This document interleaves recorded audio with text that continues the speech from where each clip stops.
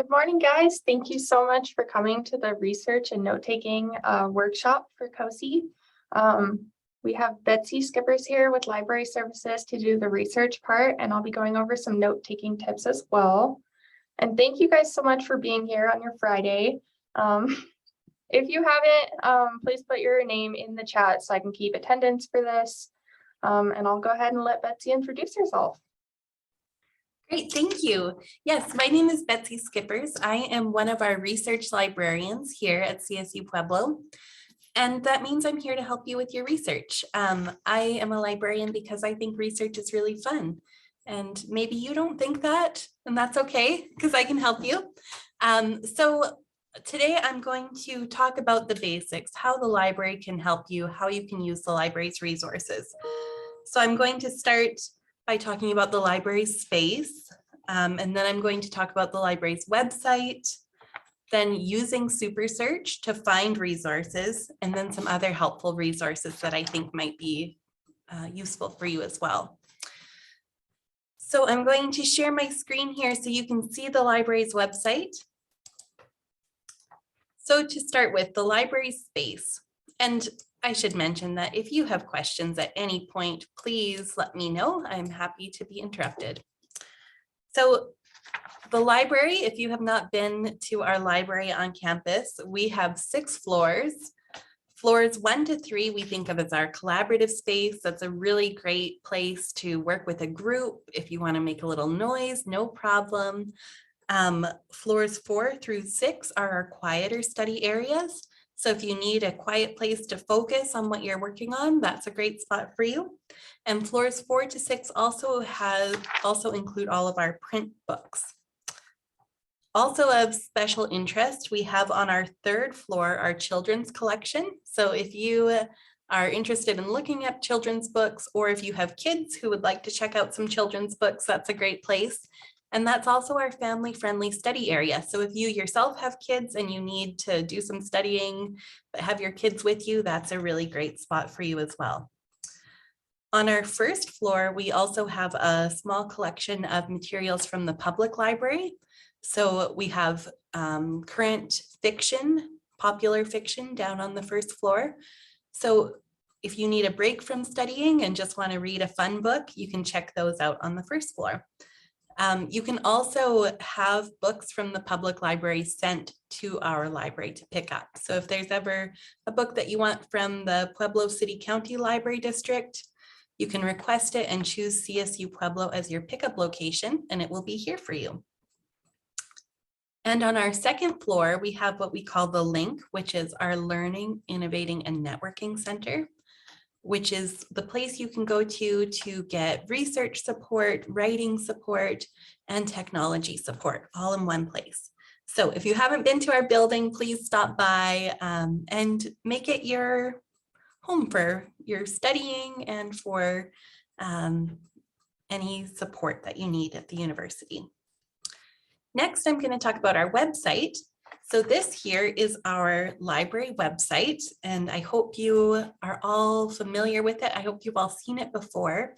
If you haven't seen it before, I just want to make sure you know how to get to it.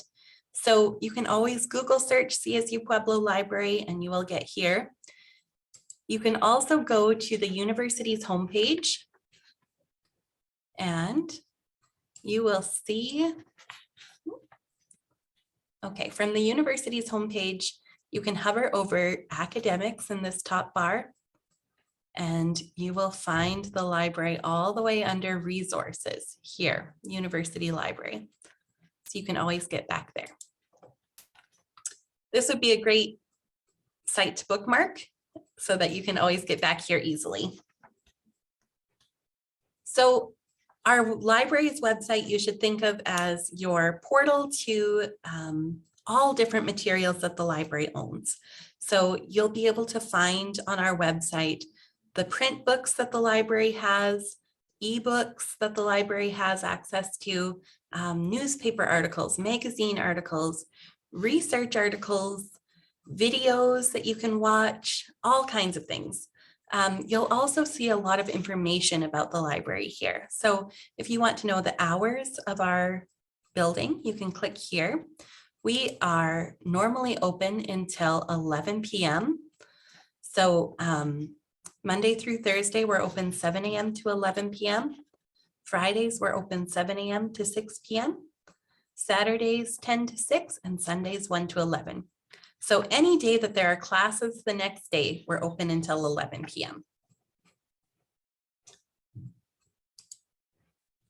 You'll also see this contact us button here. So if you do not remember who I am, if you can't remember my name, you can click on this contact us button here and you'll see my picture and my contact information here. So there's my email address and my phone number and my office number. Email is probably the best way to get in touch with me, but you can always also stop by my office, which is Lark 208. So I'm on the second floor, and if my door is open, I'm available. So feel free to stop in and ask a question if you need some support with your research, or send me an email. I'm always happy to help you that way as well. Okay, so back to this page. So that's how you can get in touch with me specifically. But if you want to ask a quick question, we also have a chat with us link. So in this bright blue box bar here, you'll see this chat with us. That will connect you with a librarian at our library through instant message. So that's a great way to get a quick answer to a question.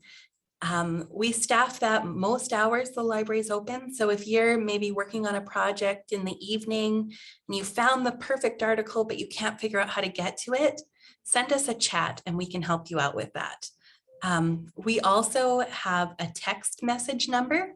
So if you prefer texting us to chatting with us, you can use this number here. So that would be a good number to put in your contacts as the library text number. So you can text us anytime. We'll get back to you as quickly as we can with an answer. All right. So I mentioned this being your portal to access materials that the library has access to. And most of that you'll be able to find using Super Search, this main search box on the library's website. This is a great place to start your research. Underneath that search box, you'll see some other links to resources that will be helpful for your research as well. This one here for research guides, we, the librarians here at our university, have created research guides for almost every subject area. So if you are in a geography class and you're not sure where to start with your research, you can go to this research guides link and you will, once it loads, you'll be brought to a list of research guides. Oh, I'm not sure why that's taking so long.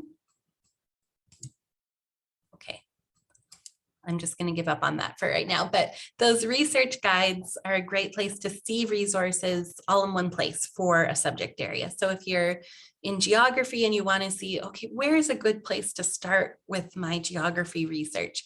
You can look at the geography research guide.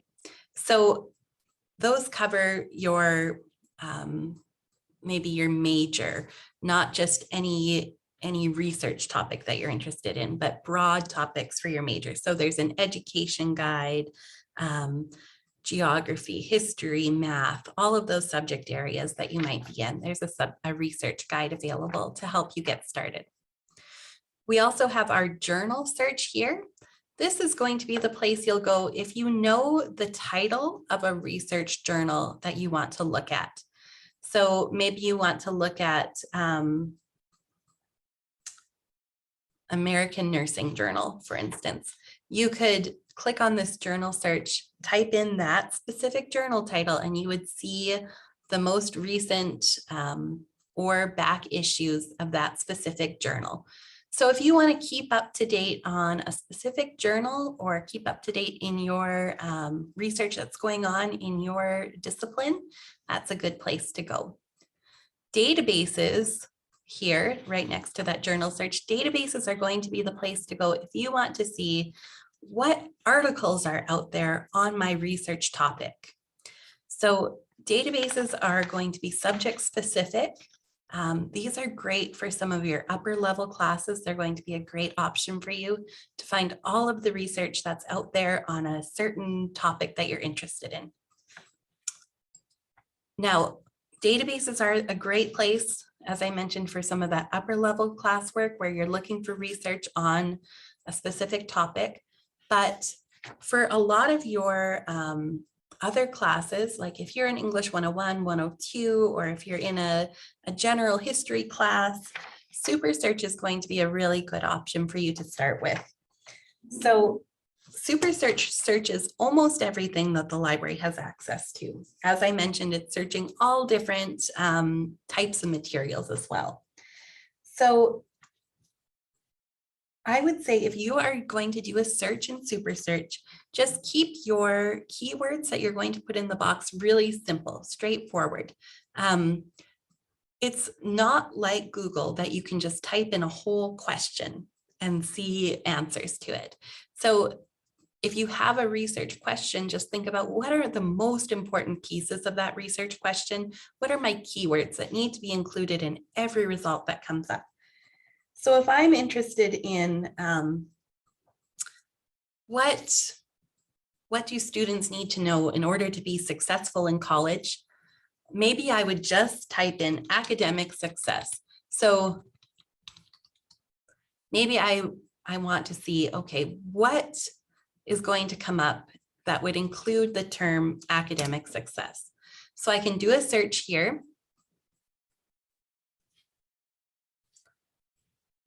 And I'm getting 727,000 results. So a lot to look through here. So that's a pretty broad topic. And as you'll see, I'm getting all different types of resources. So I'm getting journals, I'm getting videos, I'm getting books, and I'm getting research articles. And then you'll see also this little window popped up asking if I need help from a librarian. And if I click chat now, I'll connect with a librarian here. So if you're working on something and you can't find what you're looking for, you can easily just start chatting with us right there. Okay, so my topic here, very broad. I'm seeing all different types of things, but on the left-hand side here, I have options for limiting my results. So if I only want to look at books, for example, that are about academic success, I can select books here under source type. And there I'll see the 5,000 books. Those are print books and ebooks that the library has access to related to academic success. And some of those might be helpful books that you would want to look at as well. Lots of interesting things.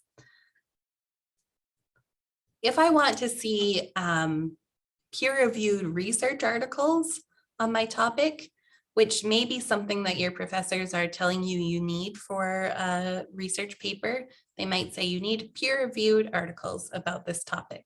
You can select here under Show Only peer-reviewed journals to limit your results just to those that are in fact peer-reviewed. So the peer review process, often your professors are going to talk about wanting peer-reviewed journals. The peer review process is what articles go through to be published in an academic journal.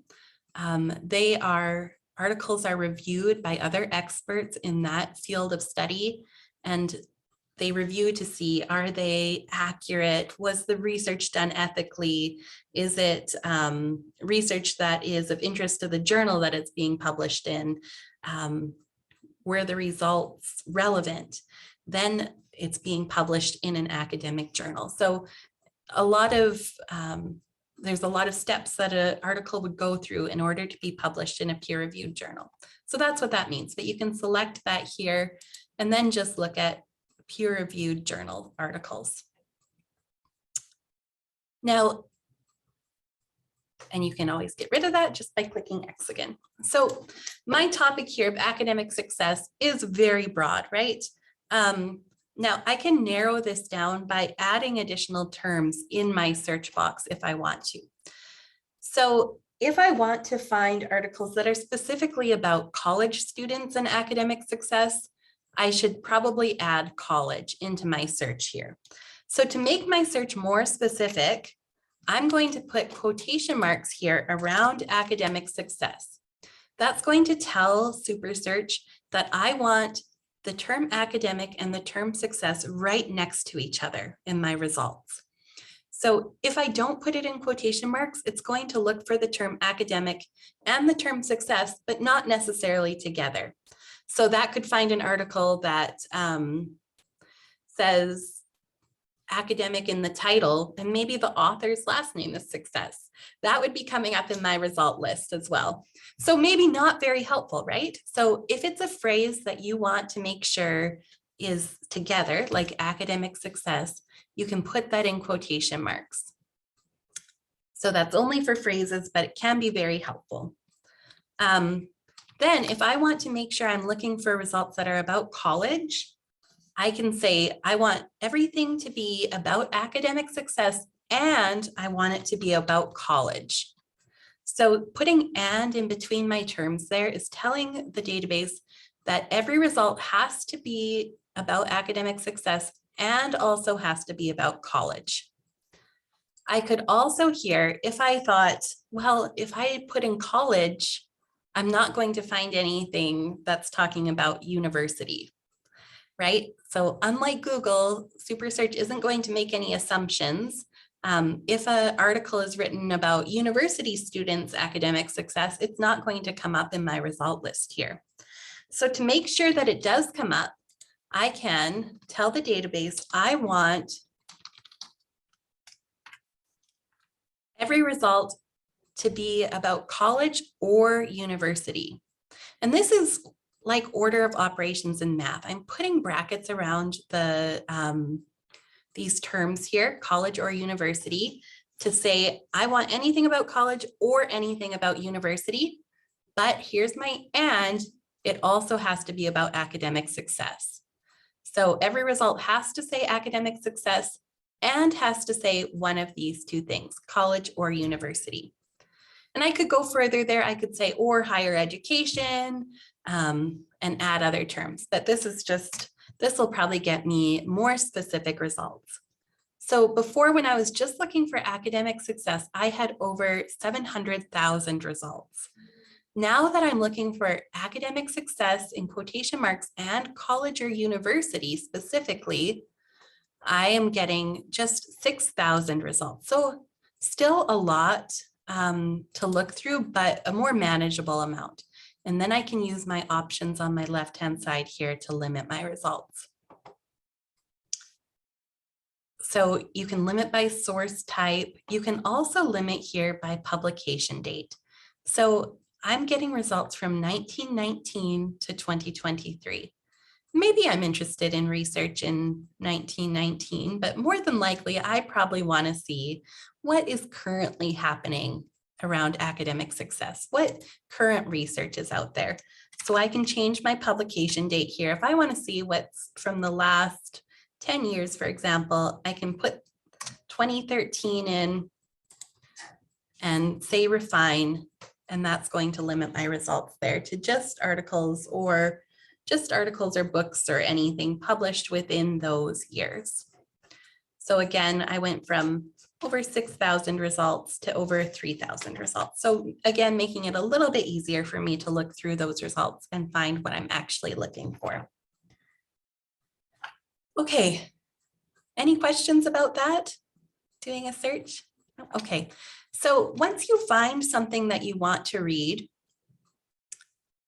if this were an article that I wanted to read here, I can click on the title and I'm brought to the record. So I'm brought to more information about this article.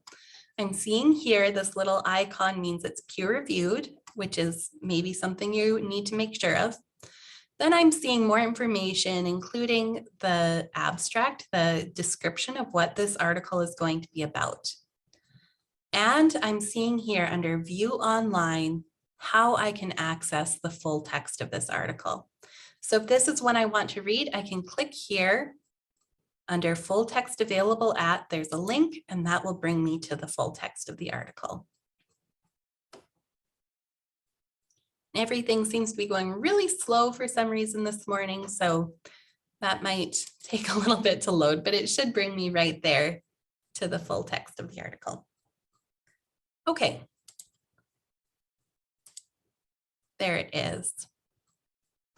Here I have the PDF. I can download that, or I can read it right here. Always make sure you do something. If you find an article that looks perfect and you want to make sure you can read it, do something with it. So download it. You have options here on the right-hand side of the screen to email that to yourself or print it or save it to Google Drive, but do something. If you find, oh, it's taking too long, it says, but if you find something that looks interesting, make sure that you do something with it in order to save it. Just a warning, do not copy this address bar link. Do not copy that. That is going to time out and you won't be able to read that article again. So do something with it, email it to yourself, print it, save it to Google Drive, or you can use this permalink option, and that will give you a link that you can access again. But do not copy the address bar link. I've seen too many students who find a perfect article and then can't get back to it because of that. So just a warning. All right, so that is Super Search. I think it's going to be a really good option for you. I'm sorry everything is taking a little while to load here, but Super Search, I think, is going to be a really good option for you for most of your research. Now, I've mentioned databases that we have access to that are great for subject-specific research. So we have subject-specific databases that cover certain subject areas. So if you're a history student and you want to look at a database that is history specific, instead of looking at Super Search where you're going to find materials from all different subject areas, you can look at here, click on databases, and this will bring you to a list of 400 databases that are going to be good options for you. Now, you don't need to look through all 400 of those. We have here in this red bar an all subjects drop-down menu where you can select your subject area. So if you're a biology student and you want to look at a science database or a biology database, you can click biology here. If you're a history student and you want to see history databases, you can select history here. There's a few databases that I just want to highlight for a moment that I think are interesting and could be helpful for you. Now these are organized alphabetically, so I can scroll through or click the letter of the database if I know the title of the database. So I want to click here on F, and this will bring me here. And Films on Demand is one of those databases that I think might be of interest to you. It is a streaming video database that you can use. It's mostly academic types of videos, but they're videos covering all different subject areas. You can just click on them and watch them right away. So you have access to thousands of videos that you can watch through Films on Demand. So that's found in our database list, and you'll see videos and you can click on it and watch it right there. So if you're working on a project about maybe a certain figure and you want to see, maybe reading an article is not giving you the type of information that you want, you could search here. Maybe you're working on a project about Benjamin Franklin. You could watch a video about Benjamin Franklin instead of reading an article about him to find out more information. There's all kinds of interesting things here. Another database that is really interesting, that might be really helpful if you're in English 101 or 102, is opposing viewpoints in context. So I'm just going to the O's here, and this brings me, opposing viewpoints in context is a great database if you are working on a topic that is one of those like hot button topics or hot issue topics. Opposing viewpoints is going to give you both sides of research. So maybe you're thinking about new rules related to abortion rights in the United States. You could, oh, this is loading kind of funny here. You could look here and find all different types of resources on abortion rights. And it would give you types of articles from people who see the issue very differently. So if you want to look at late-term research on late-term abortion, for example, that would be a good idea. If you want to see things about e-cigarettes and vaping, for example, you can click here on Explore this topic. You'll see an overview of the topic, and then you'll see all different types of research. So you'll see research articles, peer-reviewed articles. You'll see viewpoints, which is people just giving their opinions. You'll see newspaper articles if there's current articles about a topic that will show up here. Videos, statistics. So if you want to see statistics about vaping and e-cigarettes, you can look at that right here. So Opposing Viewpoints is one of those databases that's a good option if you have one of those topics that's maybe a difficult topic to write about and you want to see what are people saying about this from different sides of the issue. So that's just an example of what we have access to. We have, as I said, over 400 databases. They're all covering different things. And dependent on your classes that you're taking or your research interests, we might have databases that are going to be really interesting to you and really helpful for you. So if you're ever unsure of where to start your research, send me an email or send us a chat and I can give you some ideas of what might be a good place for you to start your research. Okay, now I'm sorry, I went a little over my time, but are there any questions that I can answer for you about anything that I talked about? I know I went over a lot pretty quickly. I had a question in the chat, so I didn't want to interrupt you while you were speaking. Does the films and demands, will that include TED Talks? Oh, good question. I'm not sure. Let's take a look. Here's Films on Demand. I'm just going to search for TED there. Because that would help majorly, big time. Let's see. I'm not sure if they're included. Oh, there are some TED Talks here. Yeah. So obviously there's other things about different TEDs coming up too, but here's TED conference segments. You can look. Here's a TED conference, 3 days to change the world. But yeah, if there's a specific one you're looking for, it might be in here. Like say, for instance, like Gladwell's Blink or what you call it, David and Goliath. I saw a natural TED Talk about it. He was speaking about the history between David and Goliath.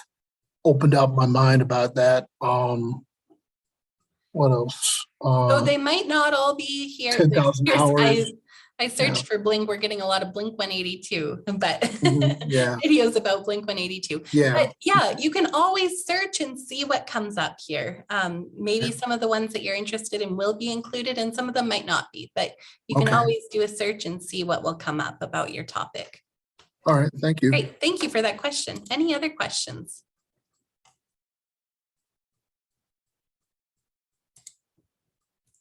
Okay, well, if there's ever anything you're unsure about, or if you're not sure where to start your research, please do ask for help. We never want you to struggle alone with your research. We know that it can be daunting to figure out where should I look for resources on this topic. Even just getting started sometimes can be tough.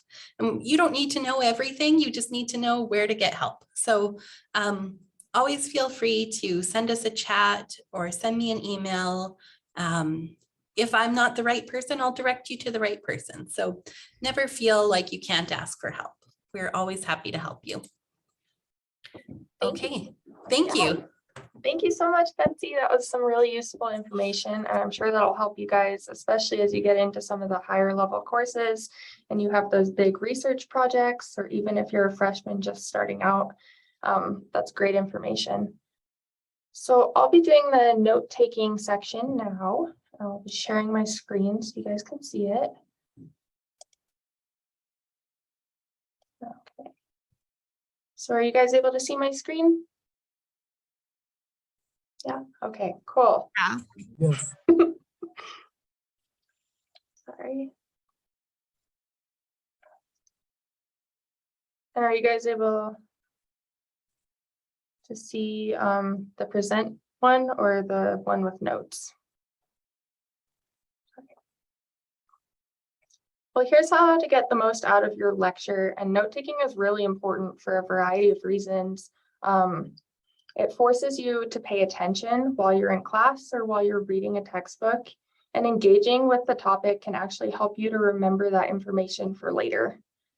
Notes are also a record of what you learned in that class. So by putting the date and your topics, you'll be able to go back and look at what you did for each class period, and it really helps you to study for those tests that are coming up. And then studies have shown that people that review their notes before a test get higher grades than those who don't review their notes or who don't take the notes. Here are some basic rules for note taking. Don't try and write everything down. That's where a lot of people get tripped up on this, is they see something on the board or they see a PowerPoint and they just try and write everything down and try and get all of that information. But what you really want to do for the notes is you want to write those main points or those main topics, and you kind of just want to get the gist down. That way you don't fall behind in the lecture. You should also start your notes with the date, the class, and then the topics that you're going over. And this will help you to stay organized while you're doing those notes. I would also highly recommend that you separate your notes for each class.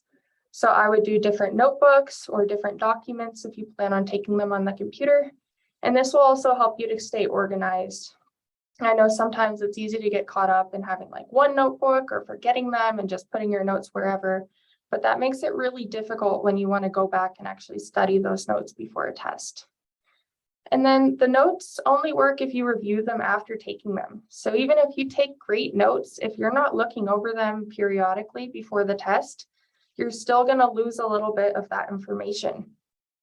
So you also need to make sure that you're writing anything down that you have questions about or need clarification on. And this is really important so that you don't forget those questions, and you can bring that up with the professor in their office hours or ask that question after class or even during class. You're also going to want to really stay organized. So keep your notes in a safe place where you won't forget to bring them to class or to study or review them after class. And I think it's important to also handwrite your notes. Studies have shown that people that write their notes as opposed to type them have higher scores in tests, and that using your hands and physically connecting that information and writing it down has proven to kind of increase that memory retention for your topics. So when you're writing notes, don't worry about editing or grammar. Just get your info down. When you review them after, you can worry about the grammar or you can fix stuff that doesn't look quite right. It's really important that you're getting that information down while your professor is giving that lecture or while you're reading that textbook. It's also important to develop your own shorthand. Sometimes it can be useful to use symbols or abbreviations, and this will just help you to not fall behind in that lecture. And then edit your notes after class to enhance understanding. And this is where you can kind of review, see where you're missing information, and fix all those grammar issues if you have any, and kind of just make sure that you're really understanding that. These are the 5 R's of note-taking, and this makes it easy to remember all the stuff you need to do to be successful when you take those notes. The first part is record. And during the lecture, write all of the meaningful information legibly. Then you're going to reduce. After the lecture, summarize the information into keywords, ideas, and facts. And by doing this, you'll strengthen your memory retention. It's also important that you're reciting the information regularly and that you're able to say it in your own words.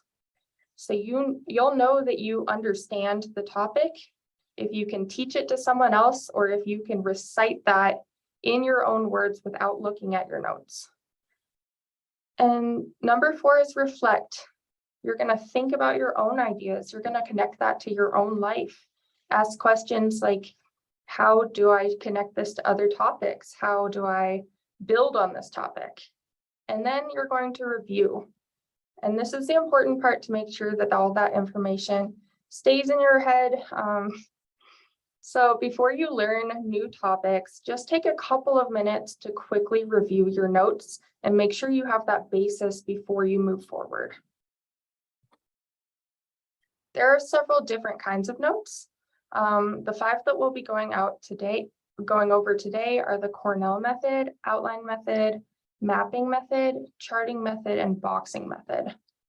So people organize their thoughts differently, and what works for someone else might not work for you. So there's several different ways that you can do your notes.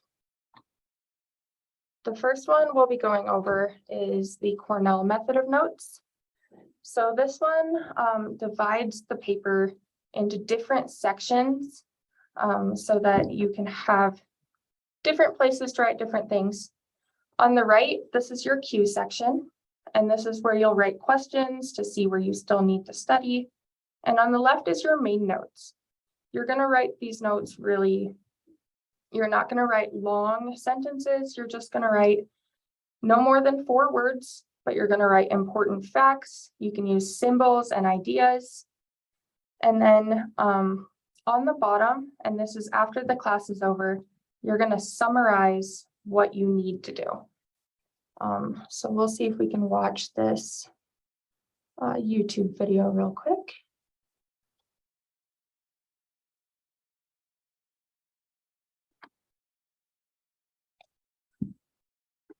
Note-taking system was made popular by Walter Faulkner, an education professor at Cornell University. Cornell notes are helpful in class, while reading textbooks, and when using online resources. Start by labeling your page, then divide it into 3 sections: notes, cues, and summary.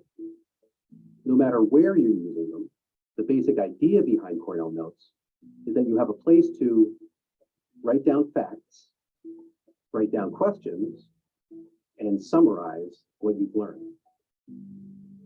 The Cornell Notes format allows your brain to work in several different ways, so it can help you understand and retain information.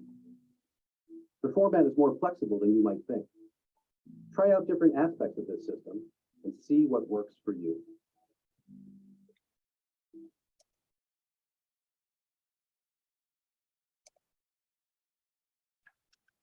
So that was just a little bit about the Cornell method of notes, and that one works really well.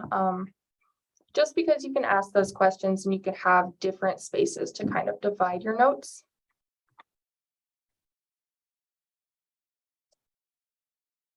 The next one that we'll go over is the outline method. And this method is probably more of the traditional method of writing notes. It's good in classes like English or history, but not super great in classes using a lot of formulas or graphs or pictures. So it might not be best in your math class or your biology class. But this one uses indentions to move the notes from broad topics to narrow topics. So you'll start on the right with your broad topic. And as you continue to learn more about that topic, you'll indent and put different subjects or different items or descriptions. And then you just go back to the right for each different topic. So this one, it makes it really easy for you to visually see the different topics in your notes. And then you can also use Roman numerals and numbers if you desire, just to make it a little easier. There's also the mapping method of notes, which is really great for visual learners, and it maximizes active participation during a lecture. It's also good because relationships between those topics can easily be seen. So for this one, what you'll do is you'll draw your topic and you'll bubble it, and then you use different lines to connect those topics to their sub-ideas, and then you connect the sub-ideas further down. So when you're done, you kind of have like a map or a web of the topics that you've been going over. There is a downside to this method, and it's that it can be easy to become disorganized. especially if you don't understand what's going to come next in the topic. Or if there's too many topics, it can get kind of confusing once you have too many sub ideas, and it can fill the page pretty quickly. There's also the charting method, and this one uses charts to condense notes into clear categories. So this one's really good when you're comparing different topics and different ideas. You're going to want to think of your notes as an Excel spreadsheet for this one. So each column and each row will have their own topics and categories. And then you go through your chart and you kind of fill out your advantages or disadvantages, or you compare different topics. It's good for factual or statistical information, but it's not super great for topics that contain a lot of details or are equation based. So you wouldn't want to use this one for your math class, just because it can be very difficult to kind of compare. You wouldn't be comparing your equations. The last one that we'll go over is the boxing method. And this one visually separates topics from each other by boxing the topics off once you're done with them. So personally, I like this one because you can see where one topic ends and one topic begins by making that box around them. It's kind of similar to the mapping method, but I would say that this one is more linear and a little bit more organized. This method does require a lot of concentration though. So it's not super great for super long or super in-depth lectures. Also, if you are one of those people that's a perfectionist, sometimes it can be difficult to get past those box aesthetics. Some people want to make the boxes look pretty instead of getting the notes down and just boxing them off quickly. So some people do struggle with this method. So for a review, people are different, and therefore the way that you take notes is going to be different than those around you. You just need to figure out what works best for you. And sometimes that takes trial and error. So if you try one and you don't really like it, that's okay. You just need to keep trying them until you find a system that works really well for yourself.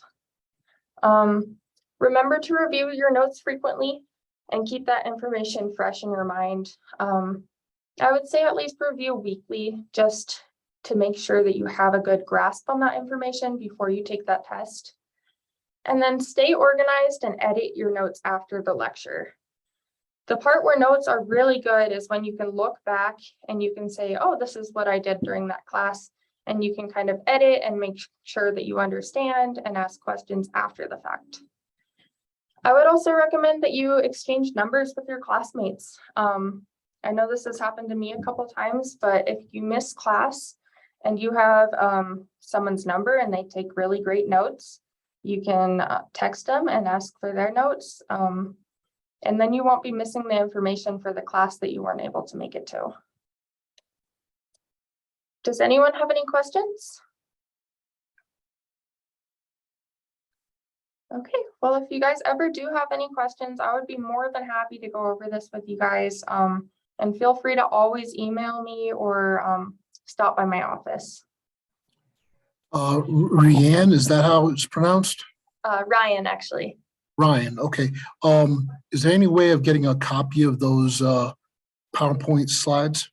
Yeah, absolutely. I can go ahead and send you a copy. Okay, do you need my email address or should I just? If you'd like to put your email address in the chat, I'll send it out to anyone who would like it.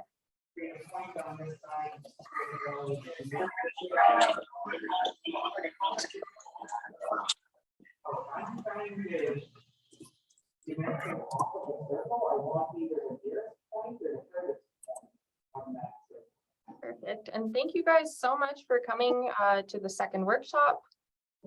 This will count. I'll mark you guys all off. Just make sure that you put your name in the chat and your email in the chat if you'd like to receive these slides. It was great seeing all of you. Thank you.